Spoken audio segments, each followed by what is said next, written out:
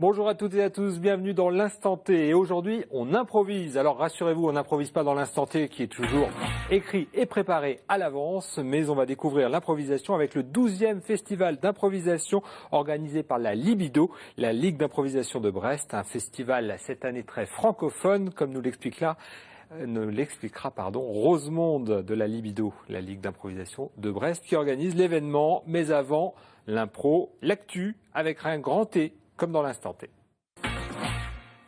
Et on commence par la disparition d'un patron, une figure emblématique du patronat breton. Charles Doux est décédé dans la nuit de mercredi à jeudi. Le fils du fondateur du groupe Volailler et fut PDG de 1975 à 2012. Il avait 77 ans. Charles Doux était encore aux manettes il y a 3 ans lors de la mise en redressement du groupe d'abattage de poulets. Depuis, Charles Doux n'exerçait plus aucun mandat dans le groupe. C'est son fils Jean-Charles qui représente la famille, aujourd'hui actionnaire minoritaire du groupe. Au siège de l'entreprise à Châteaulin. Le drapeau était en berne ce jeudi. Et puis dans l'actualité économique encore, les salariés de Mixal en grève depuis lundi pour soutenir leur directeur ont mis fin à leur mouvement.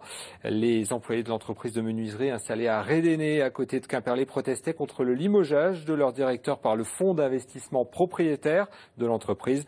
Après 2 jours de négociations entre la direction, les actionnaires et le préfet de la Sarthe, où se trouve le siège du groupe, une solution a été trouvée. Les 2 dirigeants, limogés par les actionnaires, réintègrent leurs fonctions.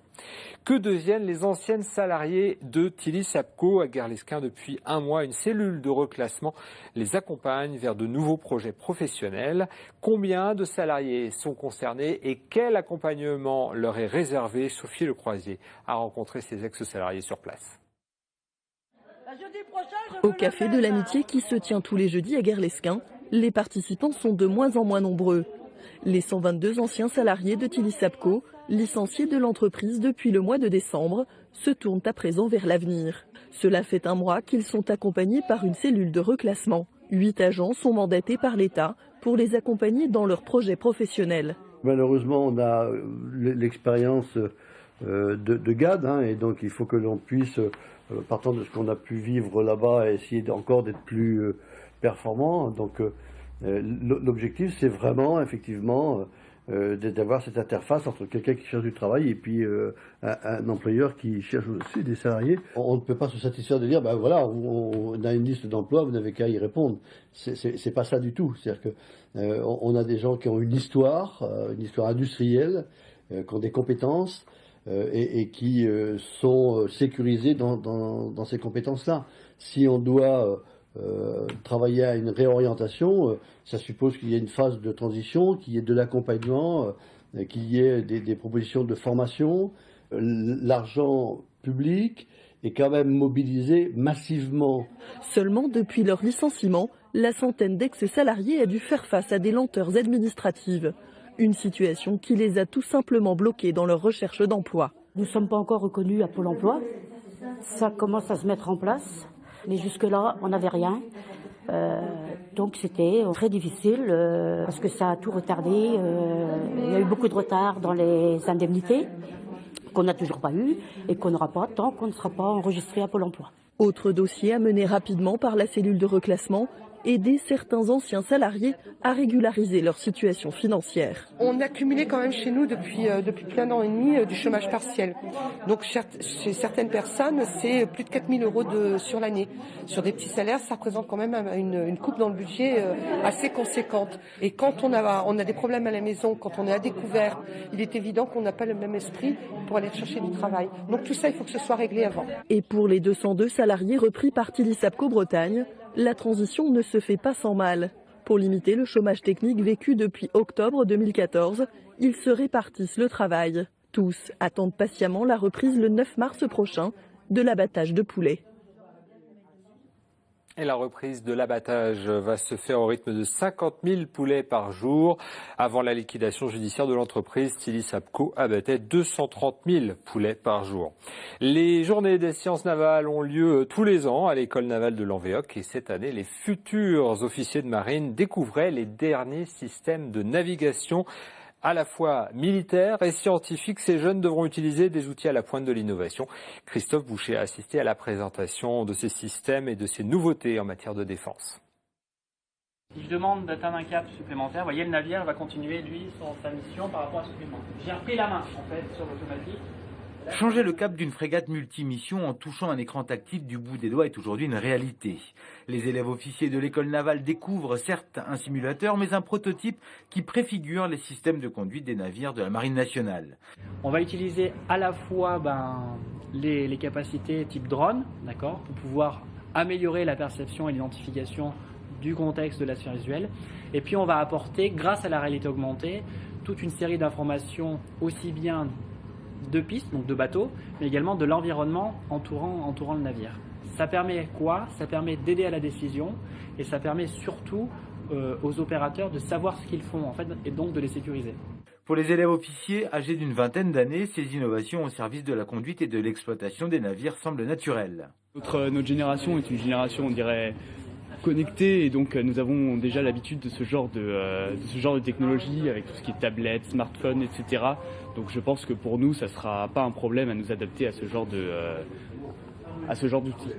C'est tout le paradoxe de cette génération digital native qui a découvert les systèmes numériques, qui est complètement à l'aise, qui est née après ces systèmes, mais qui en même temps vient aussi ici chercher un métier d'aventure, d'opération, de mer.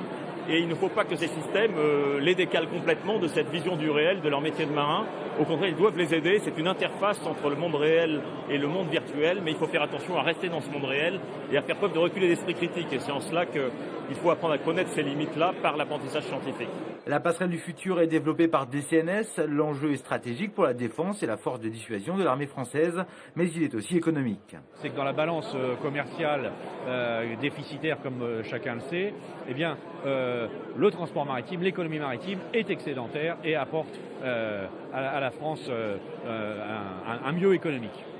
Allez, avant de piloter un navire via une tablette numérique, c'est bien avec une boussole et un sextant que les futurs officiers apprennent les bases de leur métier.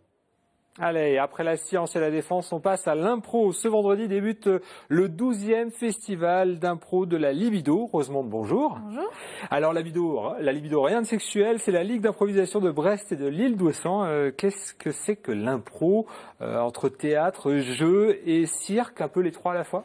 Oui, un peu les trois, et on peut rajouter du mime, du chant, c'est un peu tout, c'est vraiment créer des histoires avec toute son imagination, tout son corps, toute sa voix, enfin voilà, c'est vraiment partager avec le public de fantastiques histoires, drôles si possible. Le festival pour vous c'est un peu le point d'orgue de votre année, mais ça dure toute l'année la libido, ce sont des cours, des rencontres, des matchs même, des catchs. Des catchs, ouais. En fait, on a des entraînements tous les lundis, et puis tous les mois, on essaye d'organiser un événement. Donc, vous parlez d'entraînement parce que c'est un peu de la compétition? Oui, non, on compte les points par exemple au match, mais je crois que personne ne se souvient quel match il a gagné et quel match il a perdu, ça a peu d'importance.